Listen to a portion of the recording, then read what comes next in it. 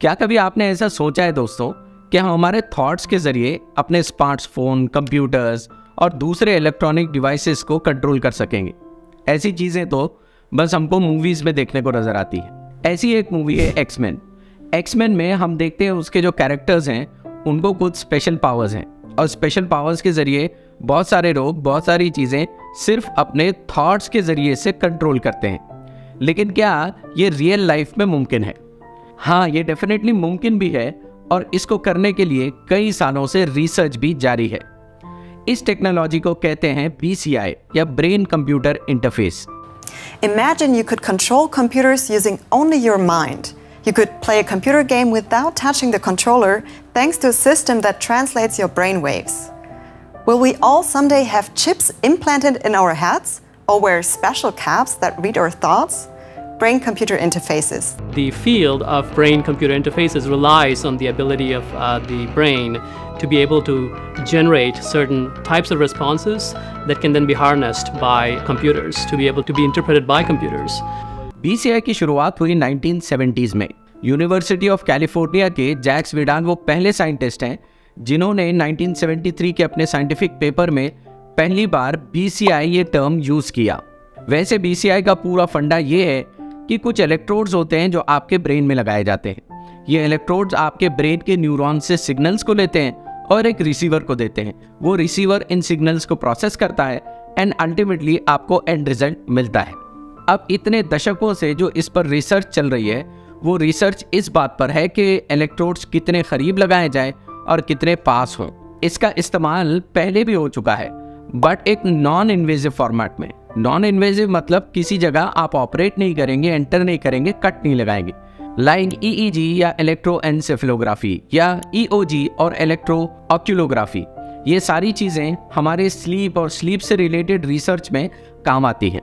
ये एक तरह के BCI है। लेकिन आज जो कोशिश हो रही है वो इलेक्ट्रोड्स को ब्रेन में इम्प्लांट करने की है।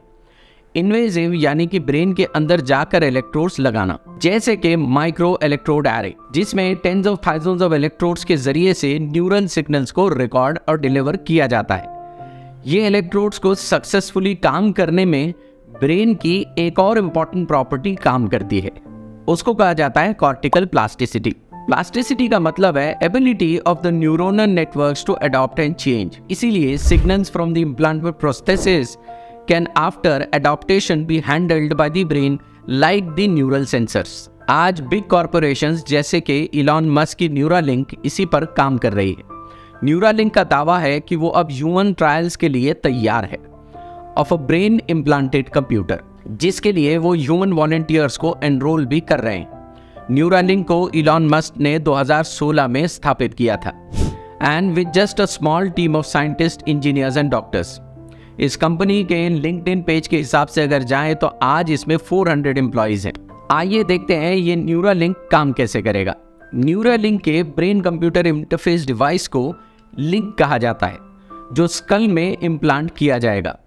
इसमें बाल से भी बारीक वायर्स होंगे जो ब्रेन के अलग अलग एरिया से कनेक्टेड होंगे। ये बारीक बारीक वायर्स को इलेक्ट्रोड्स लगे होंगे और ये इलेक्ट्रोड्स ब्रेन की एक्टिविटी को डिटेक्ट करेंगे और सिग्नल्स को लिंक तक वापस भेजेंगे। जाहिर है इलॉन मस्क ने कंसेप्ट दिया है, लेकिन ये कंसेप्ट कोई नया नहीं है। 2002 में सिमिलर इम्प्लांट्स के जरिए एक मंकी ने कंप्यूटर के माउस कर्सर को रिमूव किया था। ये ह्यूमन साइंस की एक बहुत बड़ी डिस्कवरी और एक्सपेरिमेंट था। However the BCI Neuralink is using much more advanced technology and surgical techniques। Just एक कंपैरिजन के लिए आपको बता दूं दोस्तों कि मंकीज के ब्रेन वाला इम्प्लांट सिर्फ 30 न्यूरॉन्स से कनेक्टेड था, लेकिन न्यूरालिंक का इम्प्लांट थाउजेंड्स ऑफ न्यूरॉन्स से कनेक्टेड होगा, जिससे यूजर्स को कंप्यूटर्स और स्मार्टफोन्स पर कंप्लीट कंट्रोल आ जाएगा। अब जाहिर है इसका यूज़ क्या है और प्रैक्टिकली इसको कैसे इस्तेमाल किया जा सकता है। ऐसे पेशेंट्स जो पैरालिसिस की वजह से या न्यूरोनल डिजीज़ की वजह से अपने हाथ या अपने पैर पर कंट्रोल नहीं हासिल कर सकते, ऐसे लोगों में ये इम्प्लांट्स बहुत काम का होगा। यहाँ तक दावा किया जाता है कि they can use computers more easily. Steven Hawkings को आपने देखा होगा। स्टीवन हॉकिंस अपने सिर्फ आंखों के इशारों से कंप्यूटर का इस्तेमाल किया करते थे, लेकिन न्यूरालिंक का ये डिवाइस जहां इलेक्ट्रोड्स ब्रेन में लगे होंगे, कंप्लीटली पैरालाइज पेशेंट को भी इलेक्ट्रॉनिक डिवाइसेस को इस्तेमाल करने में मदद करेगा। इसके अलावा बहुत सारे ऐसे इम्प्लांट्स जो कि आर्टिफिशियल लिम्स को मूव करने भी में मदद करेंगे, treating neurological diseases and neurological damages.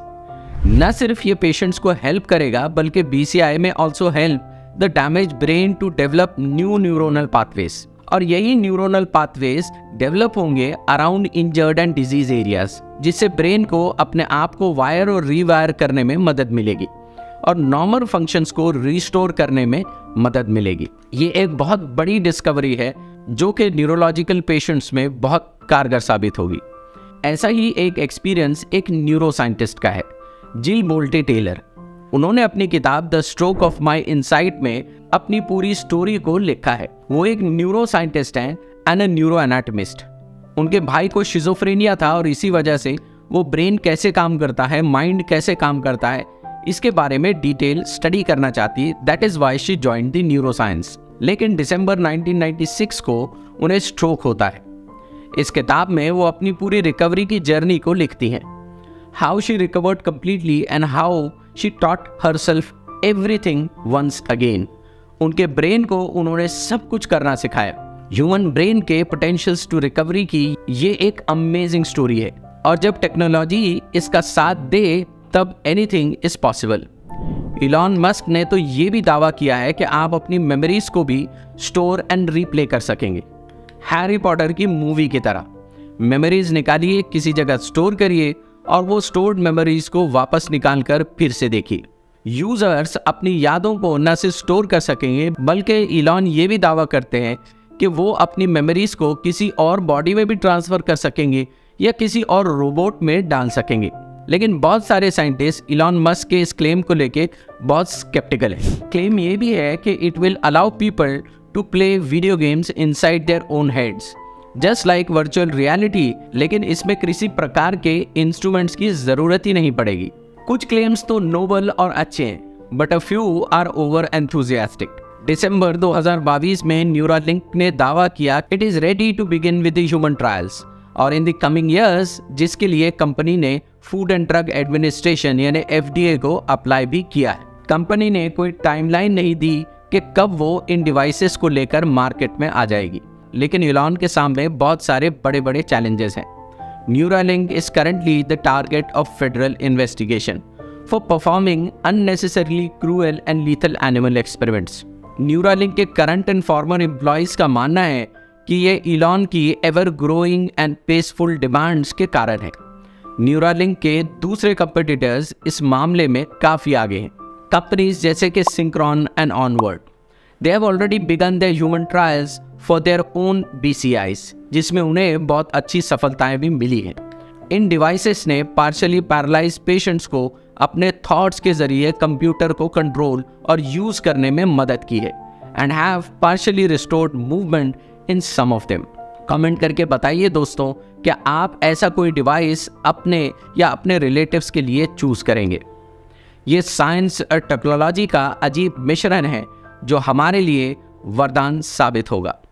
Hope कि आपको आज का हमारा ये वीडियो पसंद आया हो, होप कि ये इन्फॉर्मेटिव लगा हो। If so, do share it with your family and friends, do subscribe to our channel and press the notification bell icon so that you are notified whenever we come up with a new video.